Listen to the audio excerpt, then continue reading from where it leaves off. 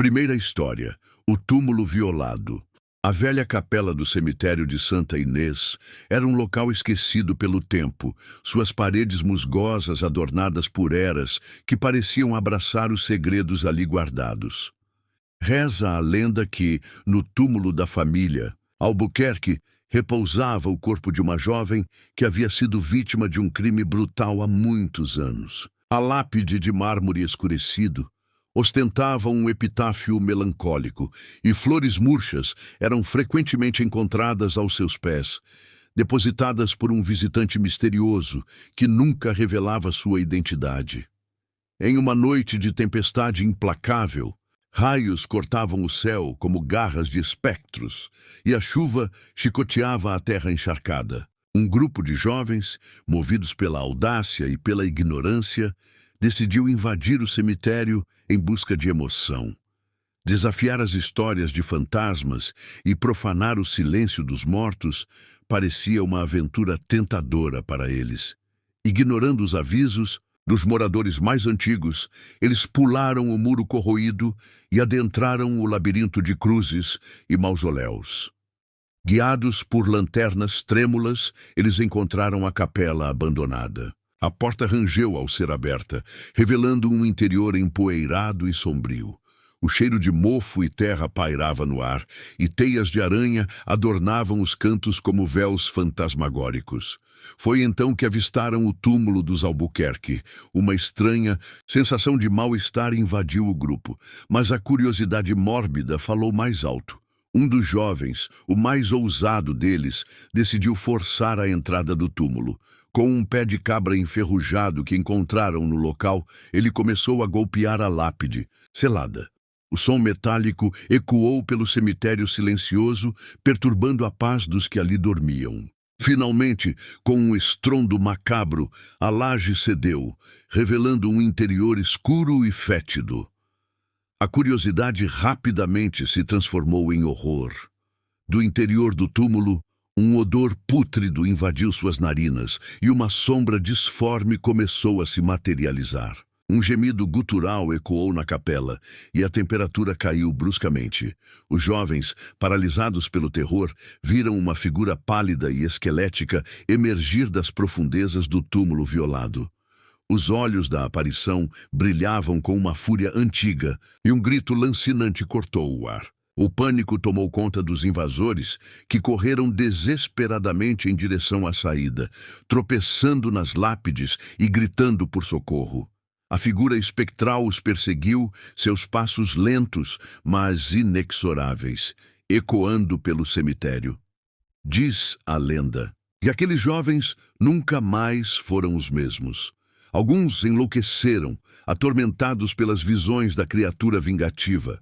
Outros desapareceram misteriosamente, como se tivessem sido tragados pela própria terra do cemitério. E até hoje, em noites de tempestade, os moradores mais antigos juram ouvir os gemidos da jovem perturbada, vagando em busca de vingança contra aqueles que ousaram profanar seu descanso eterno.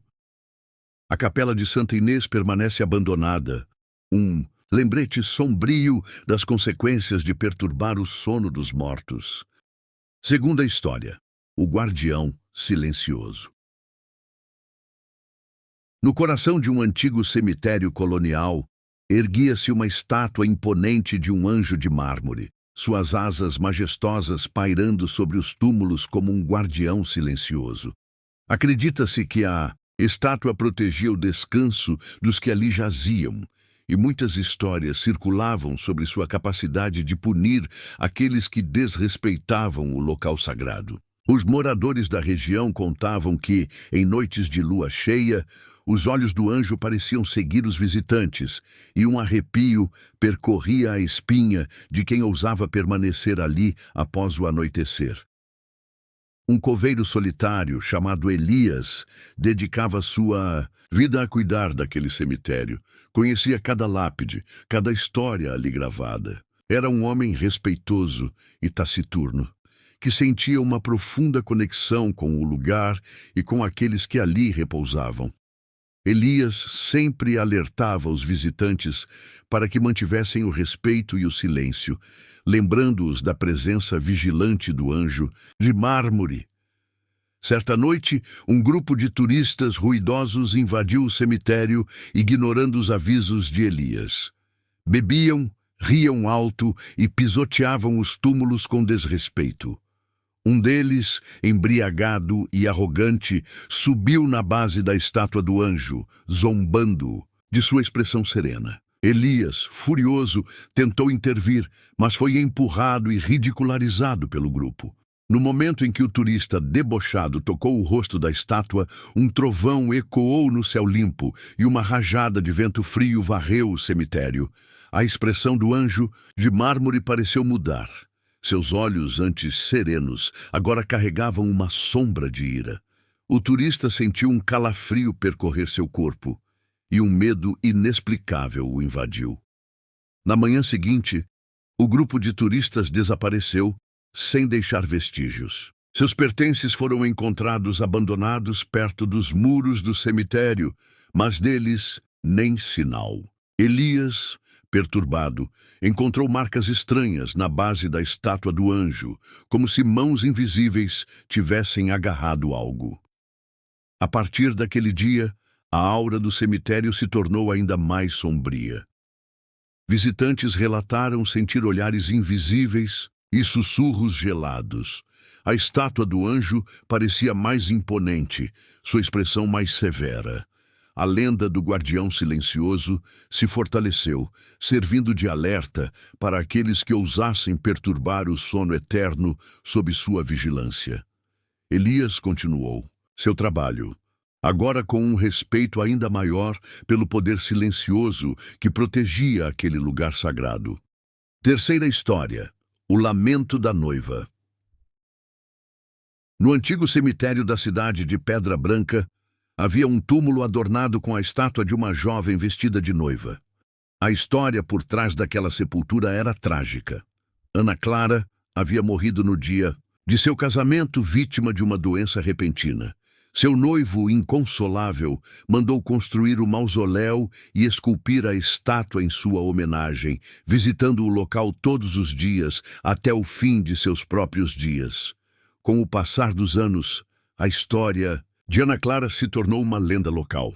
Diziam que em noites de lua cheia era possível ouvir o lamento de uma mulher perto de seu túmulo. Alguns juravam ter visto a figura pálida de uma noiva vagando entre as lápides, com o véu esvoaçando ao vento e lágrimas escorrendo pelo rosto.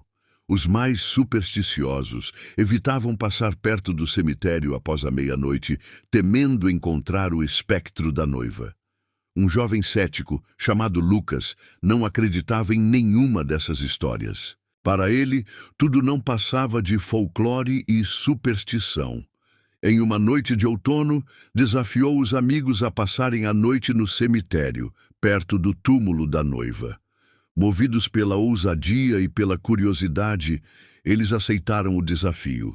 Ao chegarem ao cemitério, a atmosfera era densa e silenciosa. As sombras das lápides se alongavam sob a luz da lua, criando formas fantasmagóricas. O túmulo de Ana Clara se destacava, a estátua da noiva parecendo observá-los com uma tristeza profunda. Lucas e seus amigos montaram um acampamento improvisado perto do mausoléu, zombando das histórias que ouviam desde a infância. Por volta da meia-noite, um vento gelado começou a soprar, trazendo consigo um sussurro melancólico. Os ruídos da noite cessaram e um silêncio sepulcral tomou conta do cemitério. De repente, um lamento suave, carregado de dor e saudade, ecoou no ar. O som parecia vir do próprio túmulo da noiva. O ceticismo de Lucas começou a vacilar. Seus amigos estavam pálidos e assustados, agarrando-se uns aos outros. O lamento se intensificou, tornando-se um choro angustiante. A figura da noiva na estátua pareceu se mover levemente, como se estivesse respirando. De repente, uma névoa densa começou a se formar ao redor do túmulo, e a silhueta de uma mulher vestida de branco se materializou. Seu rosto estava oculto por um véu, mas era possível sentir a tristeza profunda que emanava de sua presença. Um frio intenso invadiu o local, e o lamento se tornou um grito de dor lancinante. Lucas e seus amigos, paralisados pelo terror, viram a aparição se aproximar, lentamente. O espectro da noiva estendeu a mão em direção a eles e um sussurro gélido invadiu suas mentes, carregado de uma saudade eterna. Tomados pelo pânico, os jovens fugiram do cemitério, correndo desesperadamente pela escuridão da noite. Na manhã seguinte, Lucas e seus amigos nunca mais foram os mesmos. O encontro com o lamento da noiva os havia marcado para sempre. O ceticismo de Lucas se transformou em um medo profundo do desconhecido, e a lenda do cemitério de Pedra Branca ganhou um novo capítulo, reforçando a crença de que o sofrimento e a saudade podem ecoar para além da morte. Quarta história: As Flores Malditas. Em um cemitério isolado, conhecido por sua beleza sombria e pela variedade de flores raras que ali cresciam, havia um jardim peculiar ao redor de um túmulo antigo. As flores eram de uma beleza hipnotizante, com cores vibrantes e um perfume inebriante. No entanto, os moradores locais evitavam se aproximar daquele túmulo, pois acreditavam que as flores eram amaldiçoadas. A lenda contava que aquelas flores Neobitni haviam brotado do túmulo de uma mulher acusada de bruxaria e executada séculos atrás. Diziam que seu espírito vingativo havia impregnado a terra e que as flores eram a manifestação de sua maldição. Quem ousasse colher ou sequer tocar nas pétalas seria atormentado por pesadelos terríveis e má sorte inexplicável. Um botânico, curioso e descrente, chamado Arthur, ouviu falar daquele jardim misterioso e decidiu investigar. Fascinado pela beleza das flores e cético em relação às superstições populares, ele ignorou os avisos dos moradores e se dirigiu ao cemitério. Isolado, ao encontrar o túmulo, Arthur ficou maravilhado com a beleza das flores. Suas cores eram intensas e incomuns, e o perfume era doce e hipnótico. Ignorando qualquer sentimento de apreensão, ele começou a examinar as plantas, coletando amostras para seu estudo. Enquanto colhia algumas flores de um tom vermelho profundo, Arthur sentiu um arrepio percorrer sua espinha. Uma sensação de mal-estar o invadiu e uma sombra passageira pareceu cruzar seu campo de visão. Ele tentou ignorar o pressentimento, atribuindo-o ao cansaço e à atmosfera lúgubre do cemitério. Ao retornar para casa, Arthur colocou as flores em um vaso e começou a analisá-las sob o microscópio. No entanto, naquela noite, ele teve um pesadelo terrível. Viu-se cercado por sombras dançantes e ouviu sussurros ameaçadores. Uma figura feminina pálida e furiosa o perseguia em seus sonhos, seus olhos fixos nele com ódio. As noites seguintes foram ainda piores. Arthur era atormentado por pesadelos vívidos e aterrorizantes, nos quais a figura da mulher se tornava cada vez mais real e ameaçadora. Durante o dia, era assolado por uma inexplicável onda de má sorte. Seus experimentos falhavam, seus objetos desapareciam e acidentes estranhos aconteciam ao seu redor. Desesperado, Arthur se lembrou da lenda das flores malditas. Ele começou a acreditar que havia despertado a ira do espírito da mulher acusada de bruxaria. Decidiu então retornar ao cemitério e devolver as flores ao túmulo, na esperança de quebrar a maldição. Ao chegar ao túmulo, as flores pareciam ter perdido seu brilho e beleza. Suas pétalas estavam murchas e seu perfume havia desaparecido. Com um misto de medo e arrependimento, Arthur depositou as flores de volta na terra, pedindo perdão ao espírito atormentado. Lentamente, os pesadelos começaram a diminuir e a onda de má sorte se dissipou. Arthur aprendeu uma lição amarga sobre o poder das crenças e o respeito pelos lugares considerados sagrados. O Jardim das Flores Malditas permaneceu no cemitério isolado, um lembrete silencioso das consequências de ignorar as advertências e perturbar o descanso dos que partiram. Quinta história: o espelho da alma. No mausoléu de uma família aristocrática, em um cemitério antigo e imponente, havia um espelho grande e ornamentado. Acreditava-se que aquele espelho não refletia apenas a imagem de quem o olhava, mas também a sua alma, revelando segredos ocultos e medos profundos. A lenda dizia que, em certas noites, quem se atrevesse a fitar o espelho por um longo tempo poderia ver o rosto dos mortos da família, ou até mesmo vislumbres do próprio futuro. Uma jovem curiosa e audaciosa, chamada Isabela, ouviu falar sobre o espelho misterioso e sentiu-se irresistivelmente atraída por ele. Apesar dos avisos de sua avó, que a alertava sobre os perigos de perturbar o descanso dos espíritos, Isabela decidiu visitar o cemitério em busca do lendário espelho. Em uma noite de neblina densa, Isabela se infiltrou no cemitério e localizou o mausoléu da família aristocrática. A porta de ferro estava entreaberta, convidando-a para o interior escuro e silencioso. Ao acender sua lanterna, ela avistou o espelho, pendurado em uma parede adornada com retratos empoeirados. O espelho era ainda mais imponente do que imaginava, com uma moldura dourada e intrincada. Sua superfície parecia engolir a luz, refletindo apenas sombras indistintas. Isabela sentiu um calafrio percorrer seu corpo, mas a curiosidade falou mais alto. Ela se aproximou lentamente e fitou seu próprio reflexo. A princípio, viu apenas sua imagem pálida e nervosa. No entanto, à medida que seus olhos se acostumavam à penumbra, ela começou a notar algo estranho em seu reflexo. Por trás de sua imagem, sombras começaram a se formar, tomando a forma de rostos pálidos e tristes. Eram os rostos dos membros da família aristocrática, observando-a com olhares melancólicos. Isabela sentiu o coração acelerar.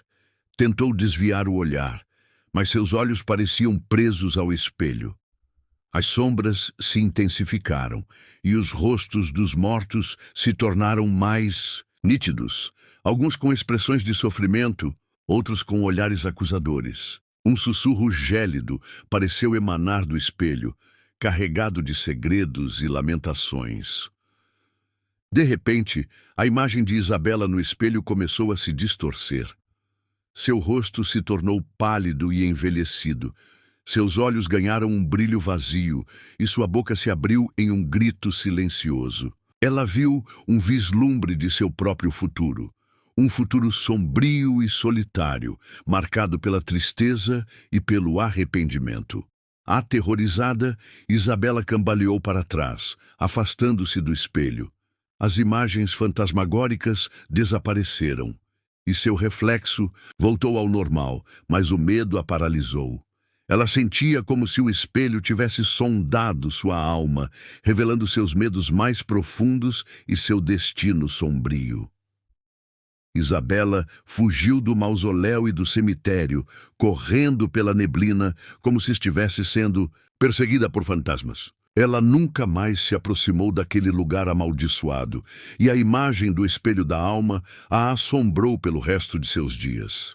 A lenda do espelho que revela os segredos da alma se espalhou, servindo de aviso para aqueles que ousam olhar para além do reflexo superficial e confrontar as profundezas do desconhecido.